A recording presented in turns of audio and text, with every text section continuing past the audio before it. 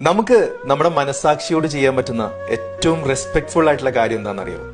നമ്മളെ വിട്ടുപോവാൻ ആഗ്രഹിക്കുന്നവരെ പോവാൻ അനുവദിക്കുക എന്നുള്ളതാണ്. പരിഗണനയ്ക്ക് വേണ്ടിയിട്ടുള്ള യാചനയേക്കാൾ തരം താഴ്ന്നിട്ടുള്ള മറ്റൊന്നും തന്നെ ഇല്ല എന്നുള്ളതാണ് യാഥാർത്ഥ്യം. അവരുടെ ഒഴിഞ്ഞുപോക്ക് ഒരുപക്ഷെ നമ്മൾ ഒരുപാട് മുറിവേൽപ്പിച്ചേക്കാം. പക്ഷേ കാലം നമ്മൾ പോലും അറിയാതെ ആ മുറിവുകളൊക്കെ ഉണക്കിത്തരൂ എന്നുള്ളതാണ് പരമമായിട്ടുള്ള സത്യം.